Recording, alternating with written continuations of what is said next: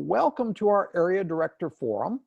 This is meant to be very open-ended, so you guys will have lots of chances to share what's going on, share your excitements, your successes, as well as the challenges, the things that just are frustrating you. How many here came into this job thinking, or at least you were told, this was going to be a lot easier than what you found it to be? Now, keep your hands high for just a moment, Rick.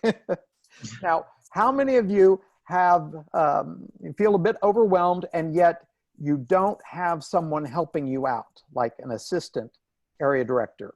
Does anybody have anybody that's an assistant area director working with you? I don't have anybody. Okay.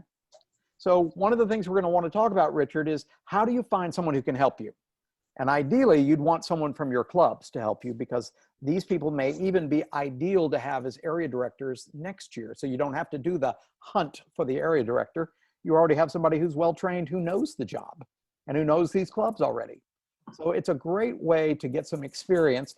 And yet these aren't people who are going to be taking on all the responsibilities that you have, but you'll have the opportunity to delegate these opportunities and practice your leadership skills from that perspective as well, which is just as important as achieving the goals that you've got, is training others to support you in getting this done. Such as when we talk about the club season, when you're having your club, the club contests. When you get into contest season, you definitely want people to help you with your area contest.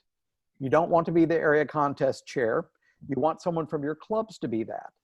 You want somebody who is going to probably help you throughout both with a club contest as well as the area contest. And of course, they may even get involved at a higher level, working with the division contests. But what we're going to focus on tonight is in several different areas here. So I'll go to our agenda. First of all, there were a few things Kathy, our beloved program quality director, that's it, PQD, program quality director, had to suggest. And some of those things include the TLI schedule. And so we're going to go through the TLI schedule and make sure everyone has a copy of that.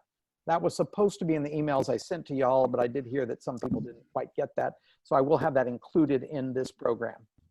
Another thing is we're going to be talking about the division contests, which are scheduled. So we'll talk about that schedule and how does it fit into your area schedules for your area contests. And then how do you support these clubs in making sure they get their contests done before your area contests? And lastly, focusing on what most people are here for is what are your support needs, and working on some troubleshooting, how to resolve challenges that we're all dealing with. So before we get into these, I wanted to just focus on the few things that Kathy wanted us to address and maybe see if you have anything to add. So first of all, Kathy wanted us to discuss how to find education awards. Now, can anyone tell me why Kathy wants you to know where you can look up who in your areas are getting awards? Who has an idea? And you can unmute yourself if you think you've got a good idea as to what that could be. So you can celebrate them. Exactly. You want to make sure that you know as an area director that these people are making progress, and you want to encourage more of it. Plus, when you make a visit to the club, you can make a big deal about these education awards. And they update these awards fairly often. I think they're supposed to update them almost every day. And does everyone know where to go to find this information?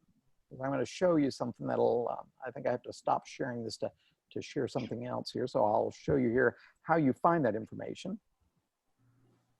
Let's see here, we'll go to, it's just my desktop. Over here. So there we go. So many of you know how to find out about your club's performances, right? You know how to go on. So you can go into either the, one way of finding it is you can go into the Toastmasters International, and then once you log in, you can go on to your Leadership Central and find these reports. I find that an easier way to do it is in the Toastmaster District website, the TMD55 website. I'll just show you all here, TMD55 website. There we go. So here's our website. And of course, you guys know there's lots of great information going on here, especially the continuing education we'll talk about. And if you go to the About, let's see here. Oh, it's under corners. Club Officer Corner. You can find club reports. It's the most typical thing that I go to here. And under club reports, you can find then the Distinguished Club Program Report. So you go to that. You can also find other reports here. I usually don't look at all this to the left. I'm normally just looking for my clubs and what they're doing, and you do the search for the club.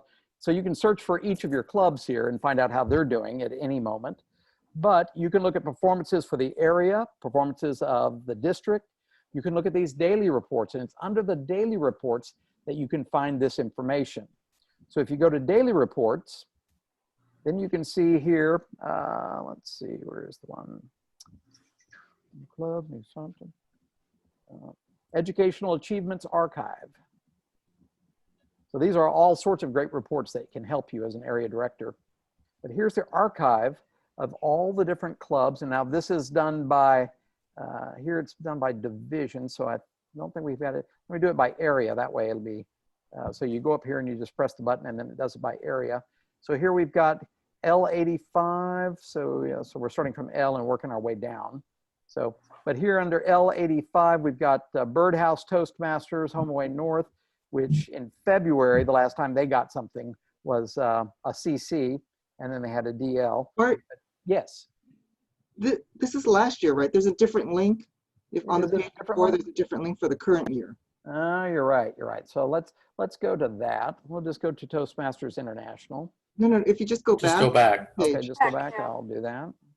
Hey, Bart, you don't even Yes. have to do that. Look, you says change program year. Do you see that above location? Let me get you So guys look- out of the way here. Yeah, right there. Okay. Down, down. Up. Oh, there we go. Oh, wow, you guys are far more, it's not giving me an option there. It's you have to go See, back one page. Yeah, I think you have to go back one. You- So you it didn't- was a good you- idea, but it didn't work. Yeah. You chose the archive and you wanted the report. Current year. Oh, I see. Yeah, there we go. Okay, so go back to, let's see here. It's not letting me go back. Let's see. Maybe it goes forward. Yeah, that's just the archive. So we'll get out of that. All right, let's see. Where was it? Daily reports, Yeah. right there, you have it. Daily Oh, report. thank you. Thanks for keeping me on track here. Daily reports, And then on- then. No achievements. there. Here it is, current year. educational. I knew I'd found this earlier. I was just jumping around, but there's all these great reports here. But educational achievements report, there we go. And then you can organize it by area, or you can organize it by division. So it's like here's division F. Let's look at, for instance, here's a club that's doing a lot. We got Downtown Professional Toastmasters in San Antonio. So in July 23rd, Sandy Watson got a PM1, so PM being the name of her project or her path. And then there's PI3 for Ruth Harper. Ruth has gotten two things, PI3 and PI4.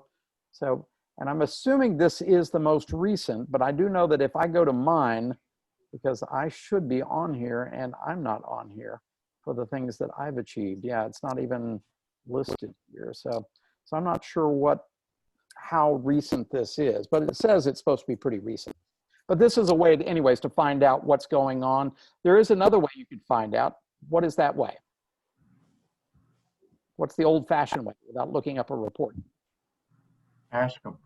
Ask them. Find out from your VPE. What awards have you guys gotten, or what awards are you about to get? You know, that's something that your VPE should be aware of. And if they're not, that could be a great conversation to have with your VPE.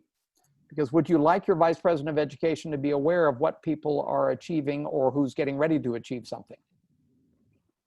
That's a very important one to be thinking about, especially as we start moving into this next year and then the new year, the second half of our year, as to where clubs are and how we can help them achieve their education goals.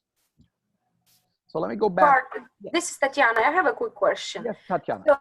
So in our area director reports, like club visit reports, there is a section, a step for asking about specific names who are about to achieve some educational awards. Mhm. Is it? I am kind of thinking about that and kind of sleeping on that, if you will.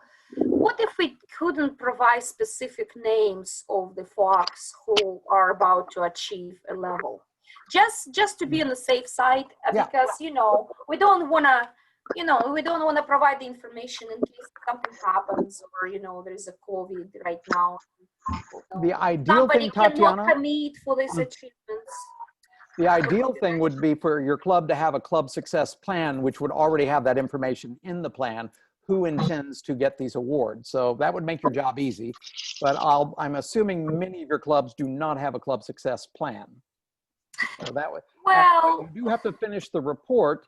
And one thing you can always put, if they just don't know, is you can say, don't know at this point. So unknown at this point, but when do you expect to have this done? Clearly by June of this year. So, right. So you. Well, they kind of know, right? But they don't want to provide this information for certain. So the club presidents and VPs, they just prepare to be a little bit more conservative, a little bit more aware of any change that may happen. So they don't want to give specific names. They have an idea that, you know, this member and that member may achieve level 2 or level 3, or maybe there is a member in the club who is shooting for DTM, but they just don't want to give these specific details. And I'm curious how punishing it would be for us to not just give specific names. Well, Tatiana, what if I was a member, I'm the president of a club, and let's say I'm in your area, and you say, so what is your club going for this year? Are you going to be distinguished select, or president's distinguished? And I think, I don't know. I don't want to commit to something just yet. Well, whether you commit they do want to commit, but they don't want to give us specific names.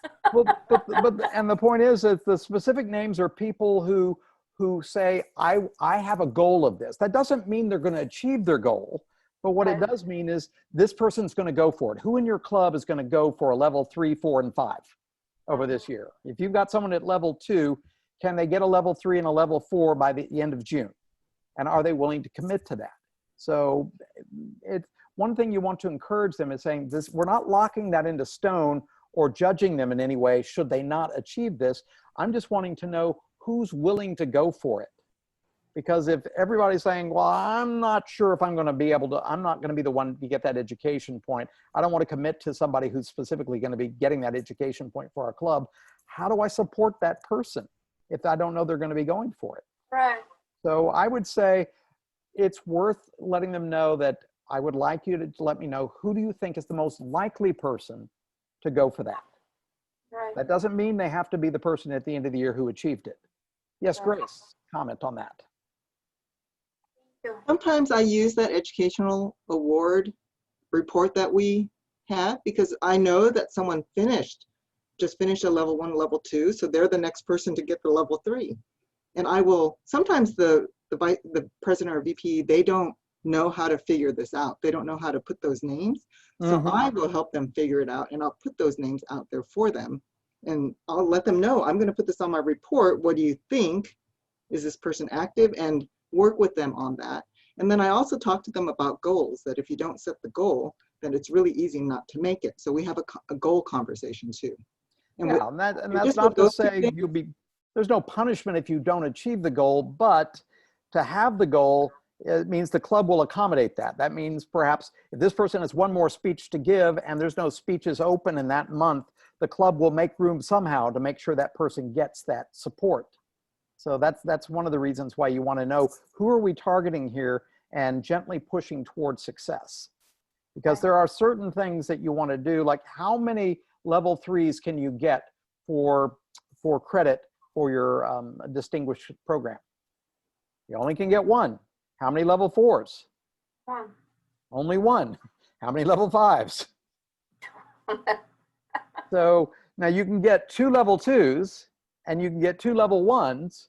Those are easier to achieve. A level 3 is fairly easy to achieve, but if someone has achieved level 3 and another person has achieved level 3, you can only get 1 of them, but you can encourage that person who finished level 3 to get their level 4 before June 30th.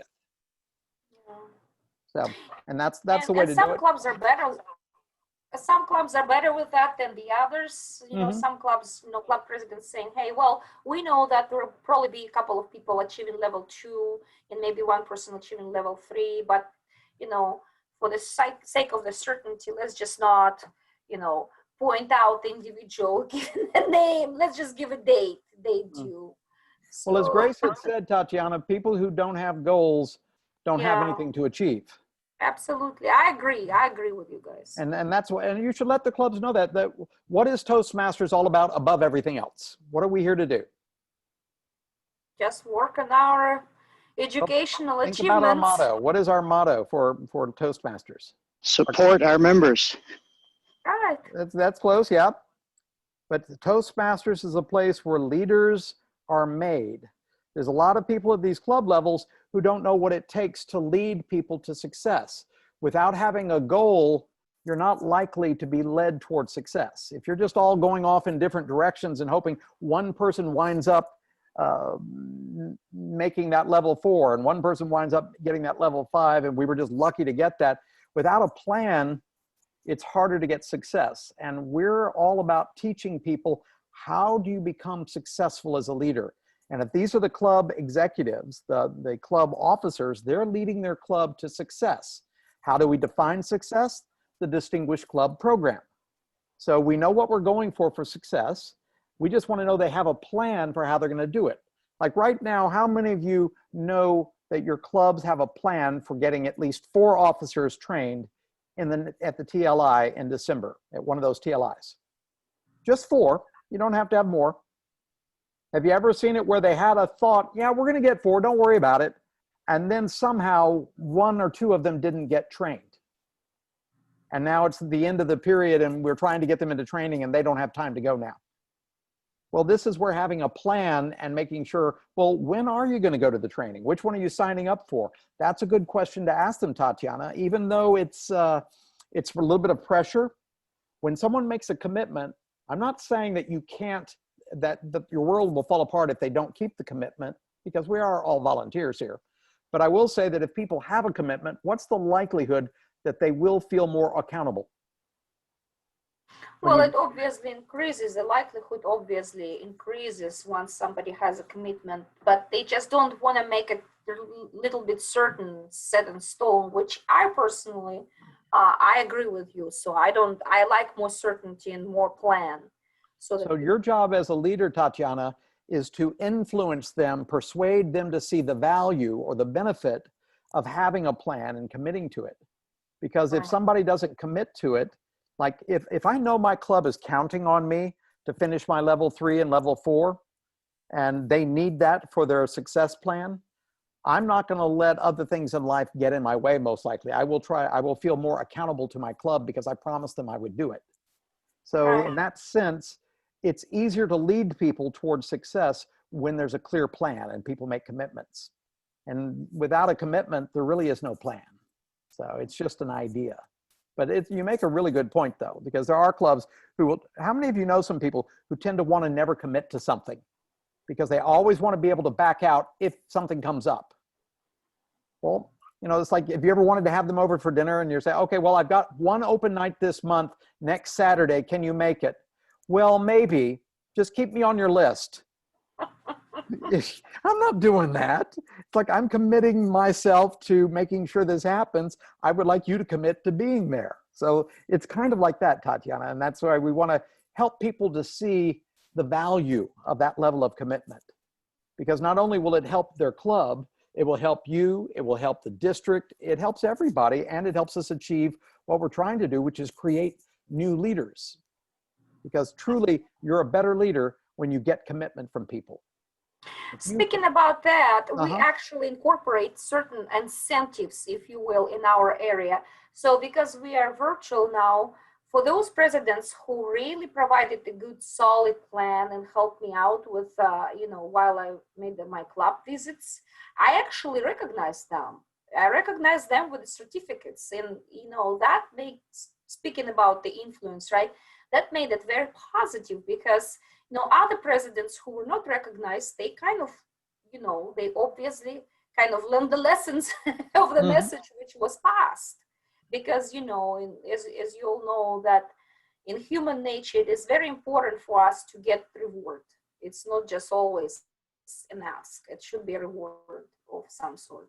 There's a lot of creative ways to do that, Tatiana, and that's one of the things I want you guys to be thinking about. It. How do you creatively offer incentives to people who are willing to commit, people who are willing to go the extra mile, people who are willing to make their club successful? They could be something like, you could ask our district director, hey, could you pop into their meeting at the beginning and give a quick award before their meeting starts to somebody who's achieved something? And it's like, wow, you mean the district director took time to come to our meeting to say, hey, we really appreciate this? And people really like it when somebody who's got some influence, I mean, they even think you guys are like the bigwigs in the club. Oh my gosh, you're the boss. You're coming to our meeting. So you've got some influence and some wow factor when you recognize people. So you can make a big deal of this and really do something special for the people who are willing to commit. But that's the point. As leaders, we want to get people to commit, because if we can't get them to commit, they're not likely to follow.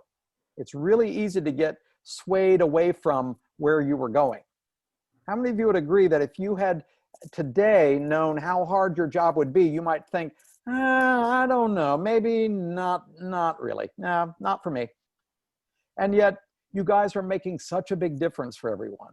And one of the things that I had suggested, I think it was to Rick, that I had suggested that I want you guys to get assistance, because one of the purposes of being a leader is not doing all the work.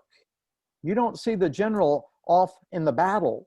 Usually the general's not at the front of the lines. The general is doing all the planning in the background, and he's got other people that he's delegated to make sure it happens. And that's the true mark of a great leader, is being able to find some people to delegate tasks, such as who's going to be your chief judge and your contest chair, who's going to be your assistant when you're, let's say, you might have a special project for this last half of the year where you're going to try to increase the memberships in your clubs by, let's say, 25% over these next 6 months, and you get one person from each of your club to help you plan this, and you get a committee of people and create some sort of incentives to build up their membership from January till, let's say, beginning of June. So there's all sorts of different things that we're going to talk about, different incentives that you can use to encourage them to step up to leadership the way you guys have stepped up to leadership. So let me go ahead and go back to some of the things that Kathy wanted us to address at the beginning, because I want to go through the dates of what's going to be happening soon. So let's go to, let's see, PowerPoint, there we go. So the TLI dates, that's where I want to go next, is what's happening. So many of you may be familiar with the fact that all the TLIs now are set in stone. So we haven't decided on everything, but we've got at least the dates set. And these are all going to be virtual. So most likely anyone can go to any of these. Although it'd be great if you could just, if you can have people focus on your divisions. But we have for December, it will be divisions F and division J. So for December, and they're both mornings. So one at 9 a.m. and one at 10 a.m. So they have 2 times a week apart in December. Now, one of the things that we're going to be needing your help on from that will be finding some people who can help out, such as we're going to be looking for some people who can, let me see here. Where was it? Oh, I'm missing it there. But anyways, we're looking for people who can help out with teaching, because we will be needing some people, and you want to check with some of your club officers. Maybe they might want to lead one of the officer trainings, and that's something they could do at these TLIs, and they could become more known at their TLIs. And it'd be really cool. We can help train them as far as doing this. Now, you guys may want to consider doing some of these yourselves, but we are looking for people to step in to do the officer trainings. And if you can think of any particular special workshop themes or topics, we're looking at a variety of different topics right now that we want to nail down in the next month, so that by the end of this month, we're ready with the TLIs are going to be happening in December. Any questions about these TLIs and when they're happening? I appreciate getting these dates fixed and in so early. I think this is unusual, right? Usually it is, but what we're finding is we want to let people know that there are 7 opportunities to get your officers trained. And some of them, they can be done during the week. I know L is doing things during the week on the 11th and 13th. And also Division G is doing it during the week. So both these are in the evenings. So on the 8th and the 10th. But if you go to the 8th, you also have to go to the 10th. I don't know if you can change it up where if you went to the one on the 8th and then you went to the one on the 24th for Division K, whether or not you can do that. Maybe Tina can explain, let me know if that's possible. Yeah. So, what was the exact question? I Oh, was answering another question. Can you divide up the divisions and say, well, I'll go to the Tuesday night training for Division G and the Thursday night training for Division K? We did that. We did that at the beginning of the year, so I assume we'll do that again. That was kind of my role, was to match up those partial credits. Okay. So we've got And then- maximal flexibility here for people. And there's another question that was asked in chat. Yes, any club officer can get club officer training if they go to any of the TLIs that are hosted by by District 55. So it doesn't matter which one you go to. Now, I am a member of another district as well that's in Reno. If I could not necessarily go to their training and expect to get officer training credit for our district. So it helps if you stay within the district. If you have a special circumstance, then Kathy, the program quality director of this district and the other district, have to negotiate that out. The big TLI is in December, Donnie. Yeah, so the big ones are in December. That's where we want to get most people into the TLIs. So we'll have the most room. We'll probably have them. I expect them to be similar, very similar in how they're going to be doing them. But I would also want to ask you guys a question here. What if you had only 3 or fewer officers trained in the last one? So they're not going to get credit if they get trained. So what's the point in going to get training since we're not going to get the credit? Who wants to answer that question for me? You can You have still a club learn. that's gotten fewer than 4 people trained. It's the purpose of training. You go for the training. It's really all To know about how the to do training.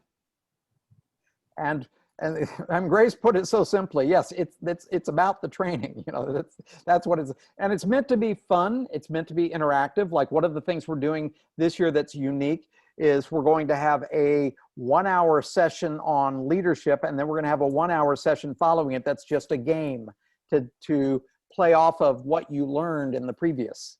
So it's a fun way. We want to make it much more interactive and fun. So it's going to be well worth their time. And even if they've been an established officer, we're going to have some advanced officer options so that you'll have some great opportunities for learning that you wouldn't get anywhere else. So even if you've had officer training in the past, coming and going as an advanced officer is going to be very helpful. So that's something that's certainly welcome. When should be a good time to start letting people know about these TLIs? Today. As soon as you talk to your club. Yeah, this is the time to start reaching out to clubs. This is one of the things that Kathy wants to make sure you're making them well aware of, and they can get back to their people and start getting a committed date. So you want to show them these dates and have them commit to, okay, who's going to go to which one? And then if someone commits to going to, let's say, the one like they're going to go to the one in January. Let's go to H on the 16th of January, and then they get sick and they're not able to go to that. They can't go to the ones in L. The only ones left are the 2 in February.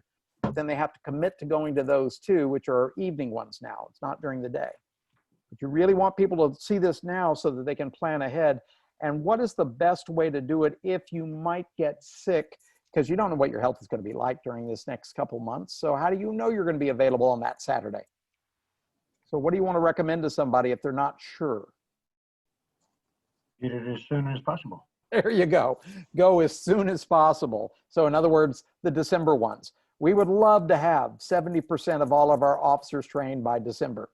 That would be fabulous. Then we can just follow up on who's left. So that would be the ideal. Any other questions about the division TLIs? I think I missed it. The big TLI, I heard December, but I didn't get the 2 of date. them. So there's 2 big dates. There's the 5th. So that's Division F on 12/5. That's the first Saturday.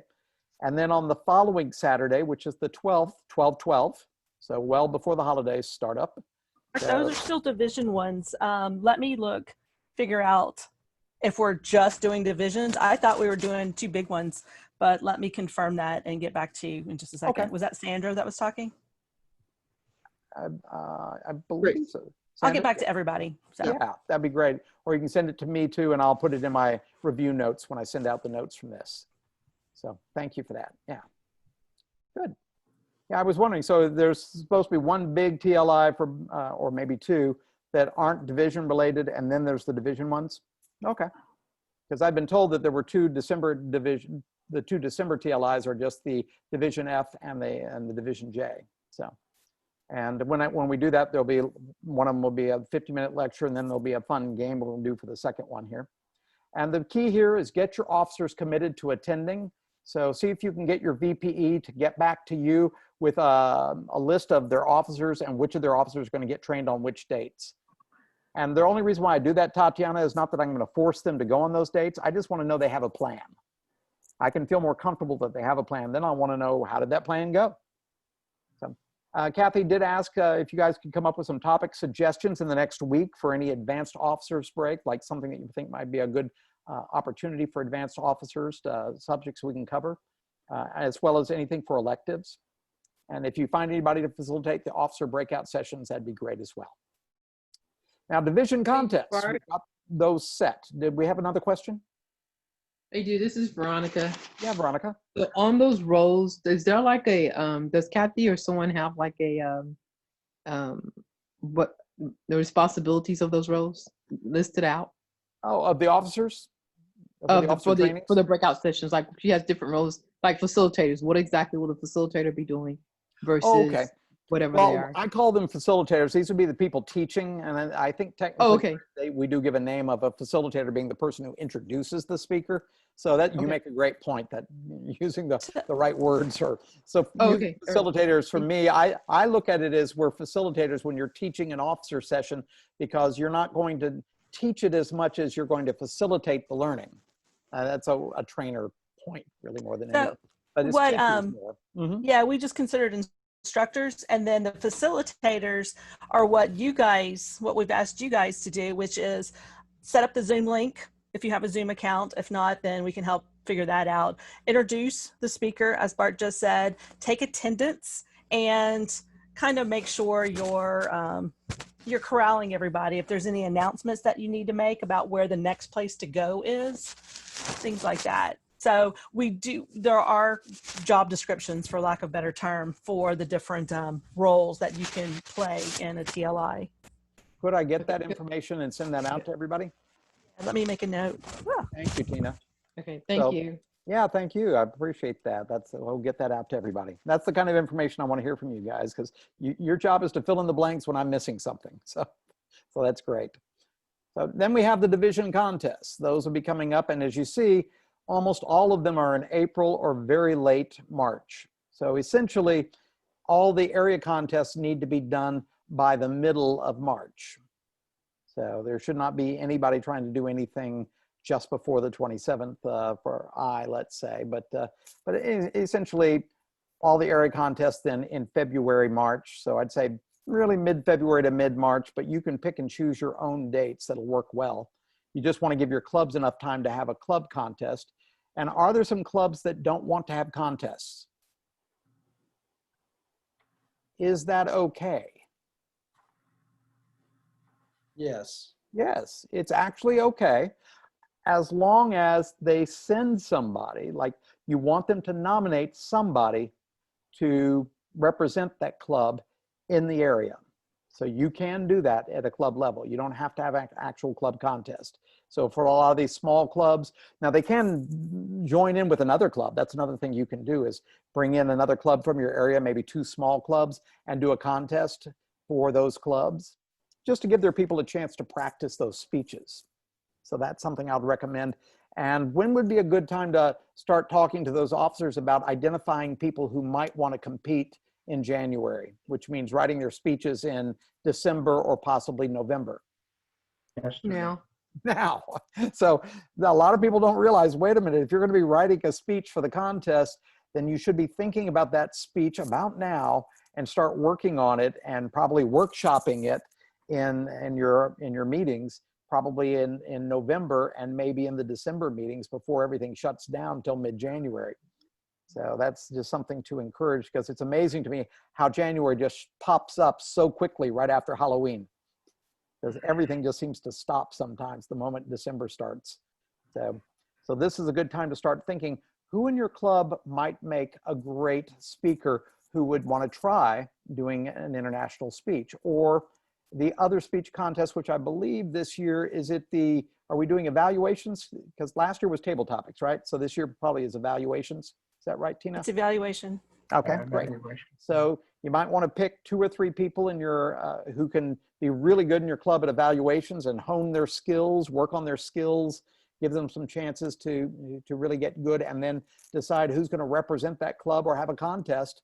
You could even just do an evaluation contest, even if you didn't have a speaker, and decide who's going to be the best evaluator to represent your club. So that might be a great way to do it. And if your area has only 4 clubs or fewer, you can send 2 representatives for each contest.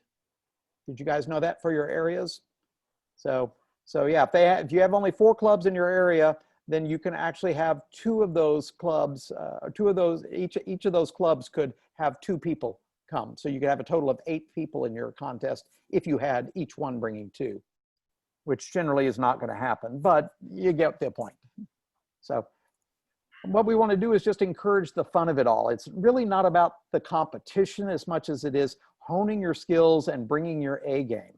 I mean, it is competition, but it's really about taking your speaking skills to a new level. That's how I look at it.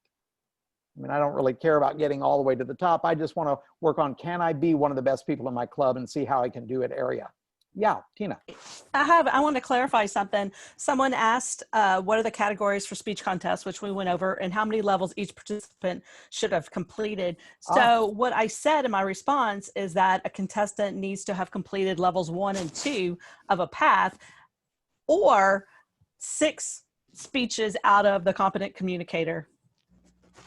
Is if they're a former member and they come back and they're just starting in pathways, but they did get a little more than halfway through their competent communicator. But if they only got 5 speeches in competent communicator and they're starting on their icebreaker, could they compete?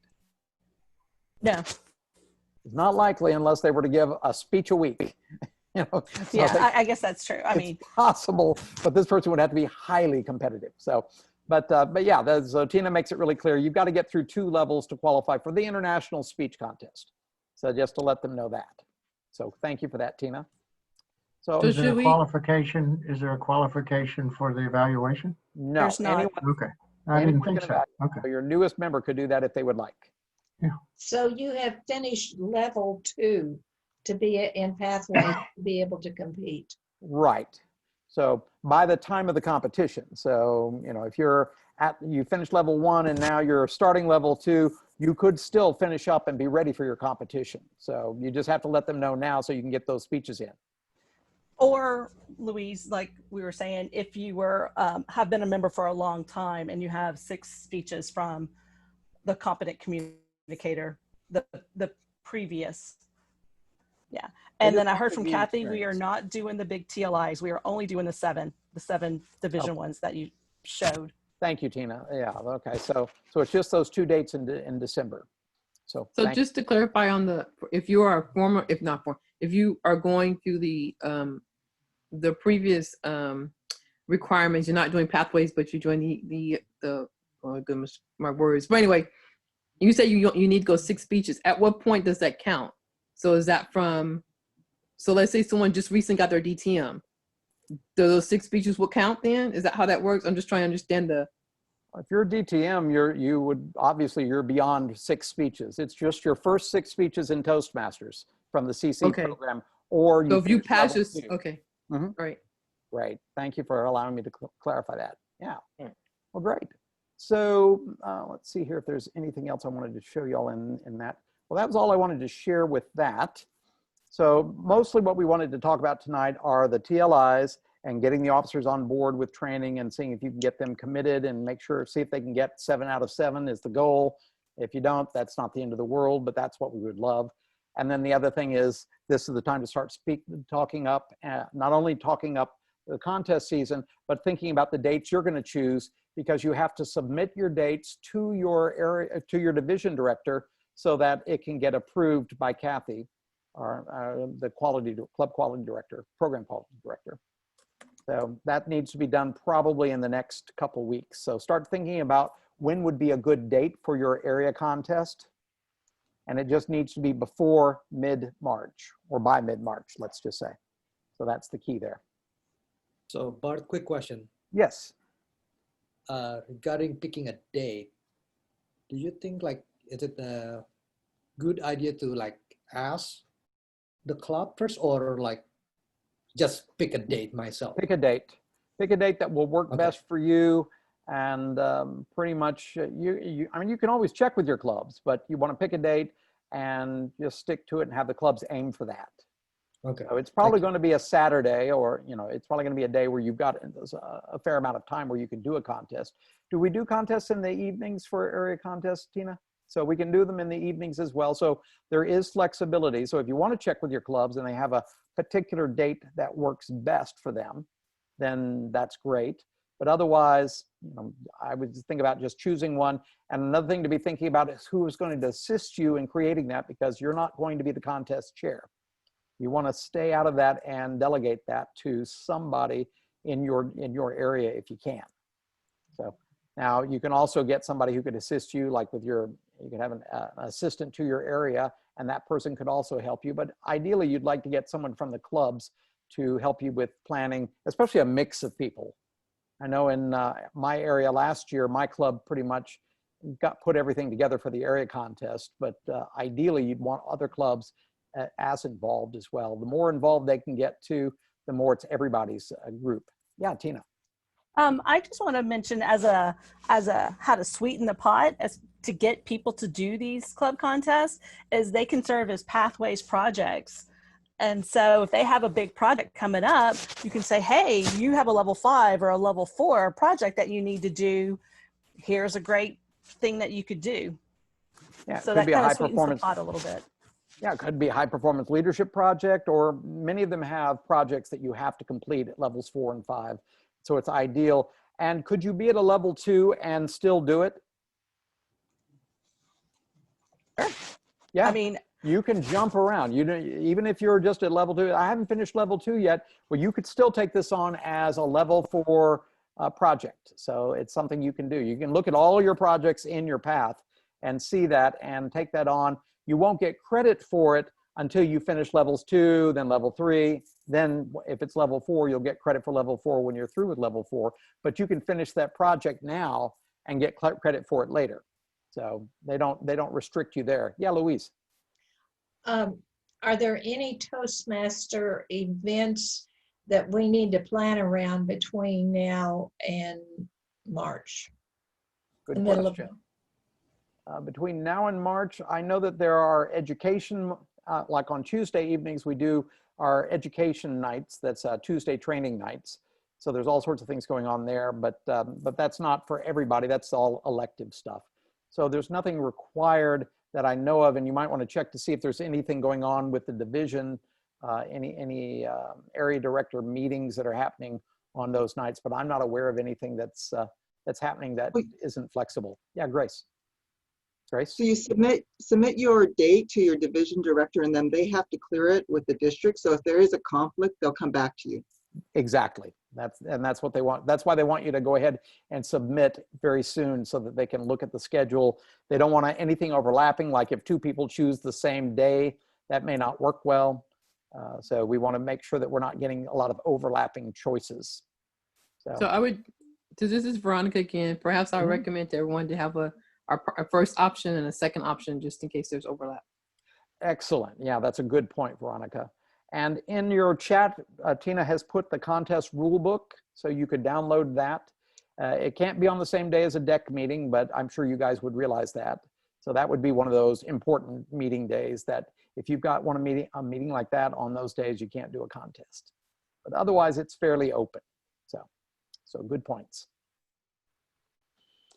Other questions about Bart, content? what's your recommendation on the length of a contest? What's my recommendation How on the what? long? How long do most contests last? Well, depending on how many people are in the contest, I'd give it at least 2.5 hours. So generally, I would say a club contest is probably not going to be more than 2 hours. They're generally not much longer than a club meeting. So you could do it even in place of a club meeting. The area contests will probably be a little bit larger depending on how many people will be competing. If you had, yeah, I mean, if you think every speech is about 5 to 7 minutes, so you give them at least 8 minutes between each speech, then there's going to be the intros as well. So probably about 10 minutes per each speaker. And if you have 4 or 5 speeches, which is probably your typical thing you would get in a good area contest, you'll get 5 speakers. That would be great. So that's at least 1 hour of just the international speech contest.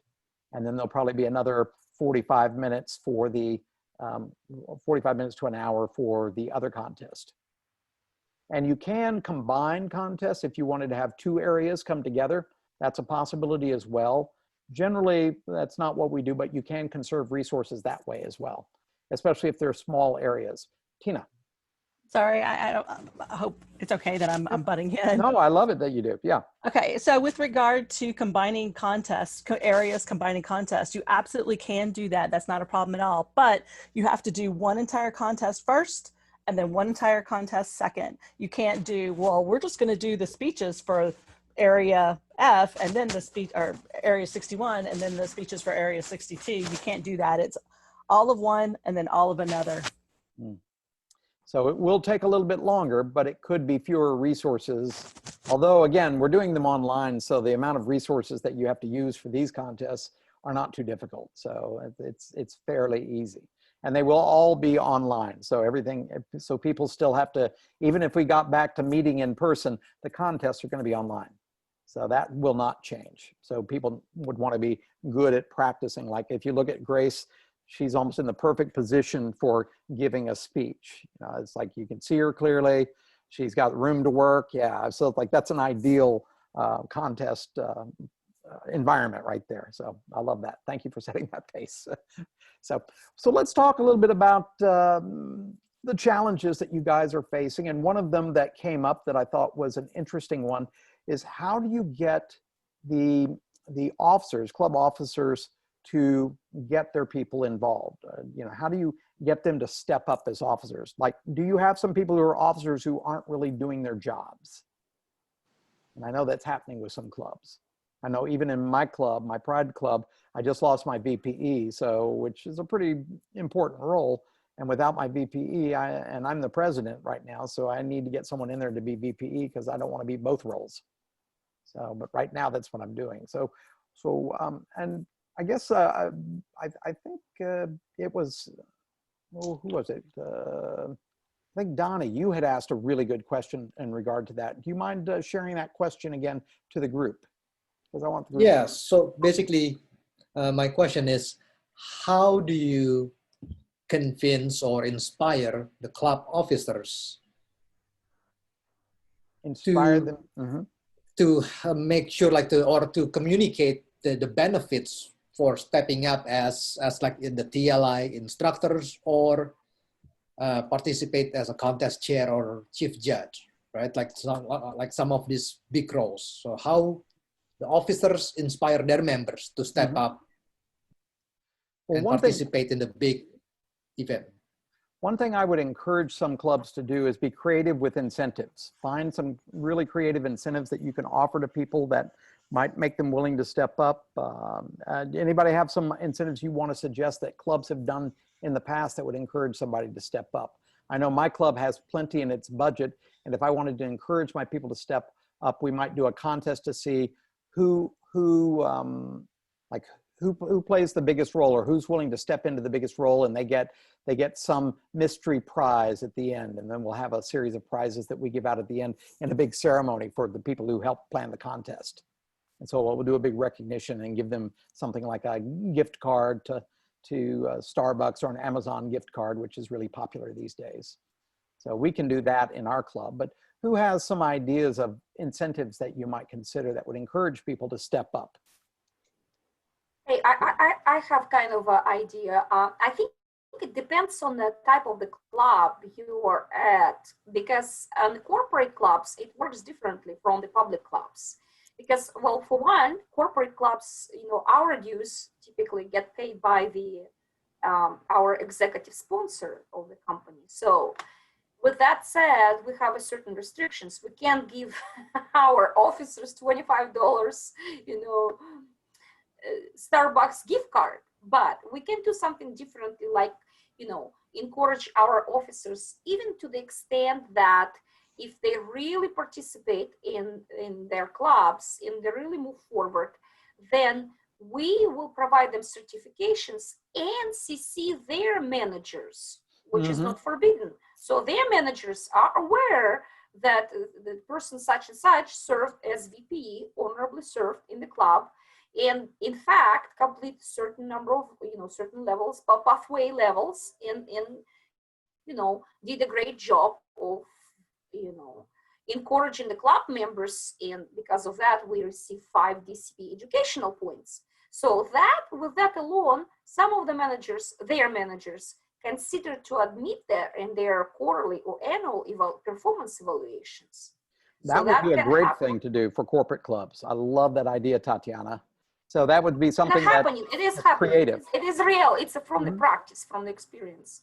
Yeah, and managers love to see people who are willing to step up into and be proactive and take on some leadership roles. And this is a place where they can demonstrate that they can do that. So I think that's a great way to give that kind of recognition within the company. Tina had suggested that she had given 4 Alamo tickets for hosting the Division J contest last year. I think that's somebody who's willing to step in like that is great for the community clubs. But anything you could think of that is creative. And if you want, there is I can send you guys a list of a lot of different incentives that could work for clubs that you guys might want to suggest. And then of course, the best way is to find out from the clubs themselves, but I'll give you all a list of incentives that you will enjoy. So, and that could be something that's going to help you with giving people a little something of what's in it for them to take this extra time when no one else is willing to do it. So it's a good question to ask, Donnie, because sometimes you got to do a little more than just say, it's for the good of the club. It's sometimes not enough to get some people to step up. And you want to do something that will nudge them. And everybody has different carrots they're willing to reach out for. And you just got to know what's their carrot. That's a good question. How about any other situations? How many of you have, and this is what I'd like to do, is if you haven't spoken to me before, set up an appointment with me, because I would love to talk to you about ways to make your job easier, especially in finding assistants. And that's even coming up with creative ways to do that. And one creative way in which to get people to compete in these contests, and the #1 problem that you're going to have is most people are going to say, I don't know what I could talk about that could be in a contest. I'm not sure how to do it. So I've committed now to an HPL project where I'm going to do a monthly coaching session for anyone who wants to write a speech. And it's just a speech writing workshop where people can come in and workshop ideas. Even if they have no ideas, we can help them come up with ideas, but then they can workshop these ideas. And so this is something I'm going to be doing at least once a month on a Sunday. So I'm sending out the information on that. We tried it last 2 weeks ago, and that went really well. And it helped some people who had no idea what they would give speeches on. Because when should your club members be thinking about their next speeches? Right after they finished their last speech. You should be thinking, yeah, it should be yesterday. Usually when you write a speech, it's way too much information, and it could be several speeches. So it's a matter of just taking it and workshopping it. And so I thought this will take some of the intimidation away from some of our members if they just came to a place where they could take an idea and say, how do I make this into a speech? Well, this is how you do it. And so that we can show them how to work that. So that's something that I'm offering, as well as we've got the training Tuesdays. If you guys have not seen the continuing education, make sure that people know to go to the TMD55 website for the continuing education classes that are being offered for every month. There's at least 6 to 8 different classes going on. And yeah, the writing, we actually just did a writing workshop because we do every quarter, we have as sort of a Toastmaster 101. So it was speech writing made easy. And then the Sunday before that, we did the thing about the what was it? The writing workshop itself, where you actually workshopped your speeches. So, any questions? Bart, Yeah. Mm-hmm. I have a question on membership. So since we lost quite a few members, we were wondering if we could include virtual members from other corporate clubs, other locations for our corporate Certainly, office. anyone who wants to join right now, coming to these meetings virtually, you can be a member here. There's someone actually who joined Balcones who said, I couldn't come in person, but since y'all are meeting online, I'll be a member. And so she's a member as long as they're online. And when my club Pride starts meeting, I'm still going to be saying, we're going to do at least one meeting a month online. We'll still have our 2 meetings in person if we can get back to that, but then we're going to do 1 additional meeting a month that will be online. So if you can't make both the meetings, maybe you can make one of those meetings and then come to one of the online ones, and you still get in, you know, your meetings and can give your speeches and get the results. So yeah, you could be a member of a club and go to their online meetings. And then if they start meeting in person and you can't go to those, you could transfer to a different club, but you could join this club right now. That's a good way to encourage people right now to join, because there's no reason why people shouldn't get on and be practicing these skills. You know, thinking about how to present yourself, how you should look, what your volume should be, how your vocal variety should be, what your face should look like, what kind of lighting do you have. All of these things are so important. And this is something that you're probably not going to face when you're meeting live. And yet, are these skills helpful to learn? And they're going to be used because the world will not go back to the way it was. We will become more of a virtual world in many ways. So I think this is something that we're going to be seeing. I know that one of my organizations that I'm involved with wants to have just an online club that has people from all over the country come to their meetings. And I thought, well, that's one way to keep a meeting that will be virtual from this point on. So, and anyone can join that club. So this is ways where people can keep active. So that's a great question, because we want to keep encouraging these clubs to keep building. That's one of the big challenges that you guys are facing, is people just not seeing the value of speaking here as if this isn't an important skill to learn. It's different, but it's an important skill that just supplements what we as Toastmasters have had to learn when we were meeting in person. So other questions or comments? I know we're running out of time here, but I want to make sure I address any challenges, questions, comments you guys are having.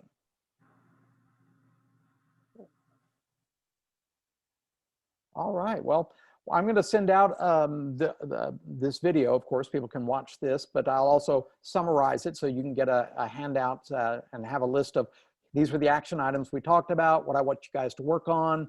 And then I want you guys to be giving me a call or sending me emails with any information of requests for help. You want any feedback, you want some information, or just want to take an idea and run with it and see where it could go. I'm available to talk. So please let me know how I can best help you guys, because that's what I'm here for. So thank you all for being here on the call and being here tonight and taking time out, and for your commitment to helping this district. I really appreciate everyone. So thank you all. Bart. Thank you.